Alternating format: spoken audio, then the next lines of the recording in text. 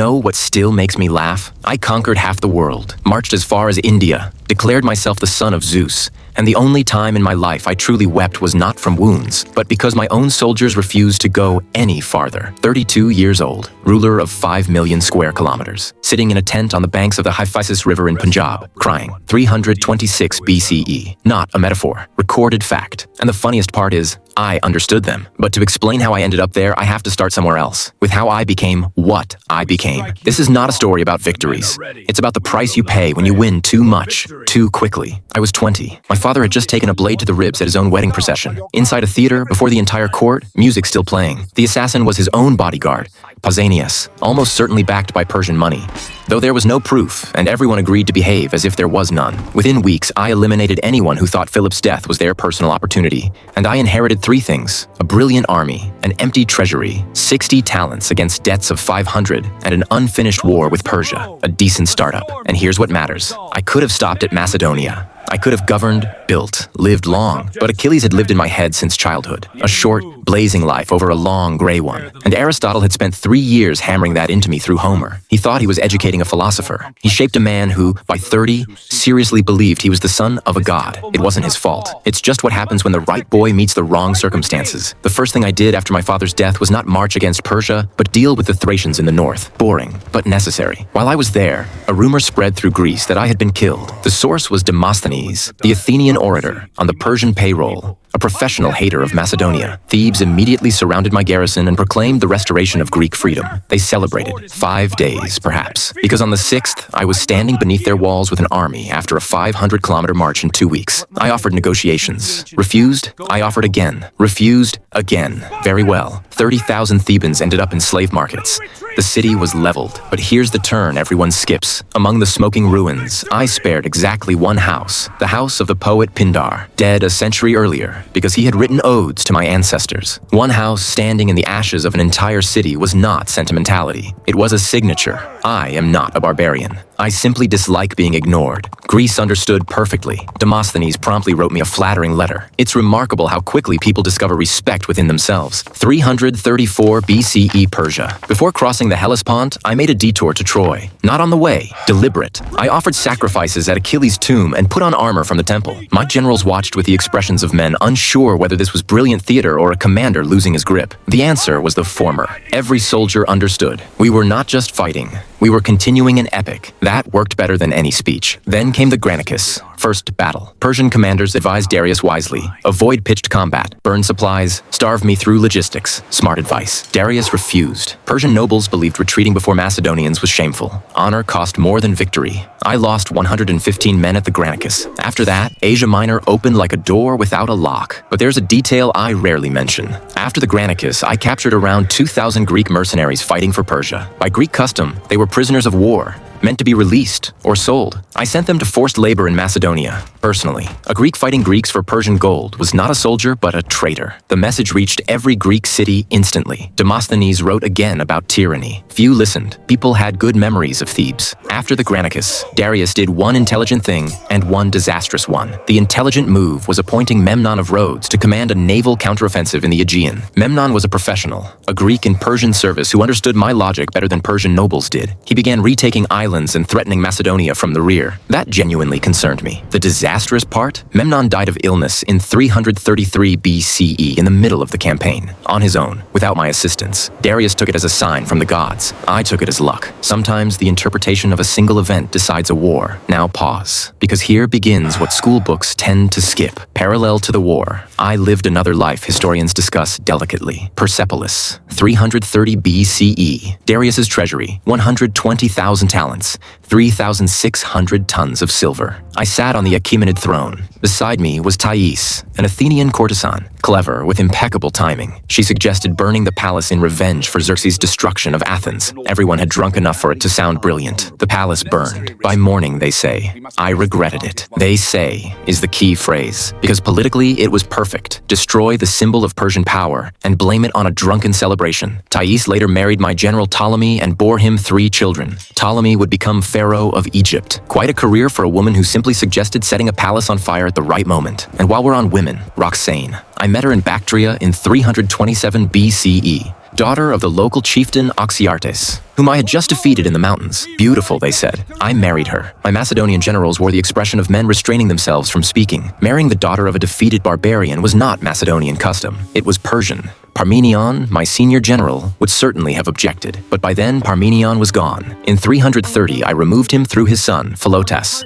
accused of conspiracy. I executed Philotas, then sent messengers to eliminate his father, so he would not raise the army in revenge. Parmenion was the finest commander after me. He personally saved several battles. I removed him through other hands because he had become a political threat. That decision gnawed at me later, not from pity, but because the army saw it and added it to the same ledger as Cletus, as Proskonesus, as Persian carpets. But those were preludes. The real scandal was Siwa, early 331 BCE. I traveled 550 kilometers into an Egyptian desert oasis to speak with a priest of Amun. Why? Because he declared me the son of a god, officially, before witnesses, and I accepted it publicly, without hesitation. My Greek officers exchanged glances, some amused, some uneasy. Conquering Persia is one thing. Sincerely believing yourself divine is another. The line between confidence and losing touch with reality is thin. I crossed it easily and willingly, and from that moment, the path to the tent by the Hephaestus had already begun. Persian dress crept in gradually. First, the diadem, then the purple sash. Then I introduced proskenesis, the act of prostrating oneself before the king, perfectly normal for Persians.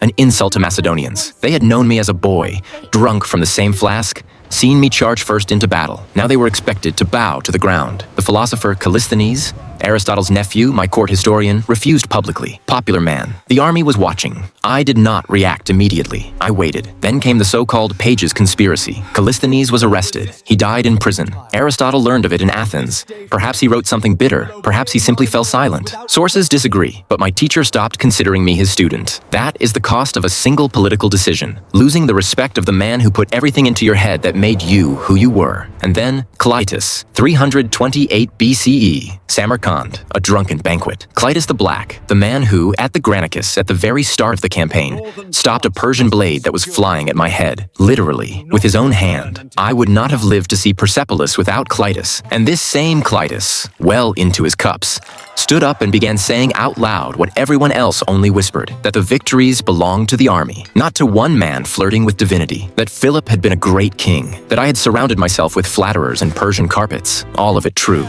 Awkward, loud, drunken truth. I threw an apple at him. He went on. They led me out of the hall. I came back, took a spear from a guard and drove it through Clytus, right there in front of everyone. The man who had saved my life, at a banquet, with a spear. For 3 days afterward, I did not leave my tent. I fasted. I wept. I called myself a murderer. At least, that's how it was recorded. Outside, the army was silent, wearing a new expression I had never seen before. Philosophers appeared quickly enough, explaining that Dionysus had acted through me, that kings stand above ordinary morality, that everything was in order. I emerged and pretended to accept it. The army pretended to believe it. But something between us had cracked, and both sides knew it. No one said it aloud. Not yet. Do you want to know what was most unsettling about Clytus? The following year, I named an entire city after my horse, Bucephalus, Bucephala, on the banks of the Indus. The horse had died from wounds after the battle with King Porus. I built a city in honor of a horse. Clytus saved my life and received no city. It sounds trivial against everything else, but it is precisely such details that an army notices more keenly than any speech. India, 326 BCE. I crossed the Hindu Kush for the third time. Just consider that number. Reached the Hephaestus River in Punjab. Ahead, according to intelligence, lay another vast power. 200,000 troops and 4,000 war elephants. My veterans, who had marched with me for 8 years and 20,000 kilometers, stood still, silent. The camp did not move. For 3 days, I went out and spoke, eloquently, persuasively, invoking history. No one stirred. Craterus was silent. Ptolemy was silent. Hephaestion, my closest companion, the only one I truly trusted, was silent as well. And that was when I cried, not from grief, from helplessness, because the one instrument that had always worked for me, personal authority, suddenly failed. I erected 12 altars to the gods on the riverbank and turned back. The edge of the world was here. We went no farther. The return through the Gedrosian desert was a disaster people prefer not to discuss loudly. Of 85,000 who entered, about half emerged, not from battle, from heat and thirst. The greatest losses of the entire 13-year campaign, and not at the hands of an enemy, but because of my choice of route. Why did I choose the desert? Supposedly to surpass Cyrus the Great, who had also lost an army there. Perhaps, but losing 50% in 3 months is a reckoning no one presented to me officially. Yet everyone calculated it and remembered it. And what is notable, when we finally emerged from Gedrosia and I held a wine-soaked celebration for our survival, some of the veterans drank in silence. Not from exhaustion, from something else. I saw it and pretended not to. While I was dying in the desert, it became clear that in my absence, satraps across the empire had been enriching themselves.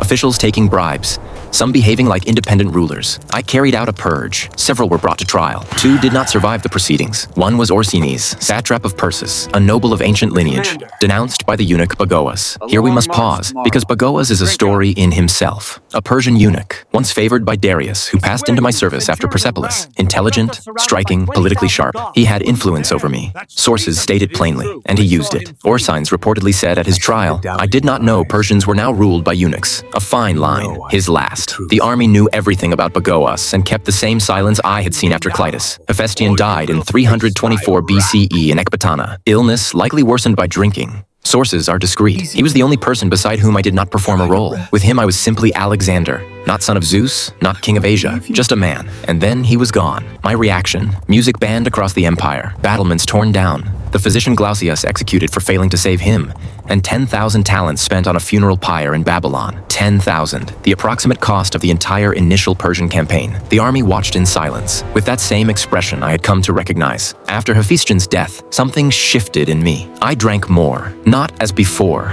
at feasts with laughter and stories, but the way people drink when they're trying to silence something specific. Babylonian priests warned me against entering the city. Birds flew wrongly. The stars were misaligned, other omens besides. I laughed and entered. In June 323 BCE, I fell ill after another banquet at the house of my Admiral Nearchus. 10 days of fever, creeping paralysis. The army lined up outside my tent. Veterans who only wanted to see me alive, just to see. I ordered them admitted. They passed silently. I lay there and watched. No one wept. They simply looked. That was more frightening than tears. On June 10th, I was gone. 32 years old. When asked to whom I left the empire, I supposedly said, to the strongest. Another version claims I could no longer speak. The outcome was the same. 40 years of war among my generals, the unraveling of everything I had built. Roxane bore a son after my death. The boy was eliminated a few years later by Cassander. Statera was killed by Roxane almost immediately. Olympias, my mother, was executed in 316. Ptolemy stole my body and carried it to Egypt, turned it into a political instrument, because possessing Alexander's body meant possessing legitimacy. Ptolemy was a clever man. Always, which is why he alone among my generals died peacefully, in old age. I founded 70 cities, marched 32,000 kilometers, never lost a single battle, not one, that is a fact. And yet I died without an heir, having already lost my army on the bank of a river in Punjab. Not physically, but in another sense. They followed me while I was one of them. When I became the son of a god, they remained men, and the distance between us grew with every Persian carpet, every bow, every diadem. It grew silently, all the way to the Hyphasis, 5 million square kilometers. 70 cities, 3 treasuries, and a tent on a riverbank where a 32-year-old god sits and weeps because men are simply tired. That is the whole result.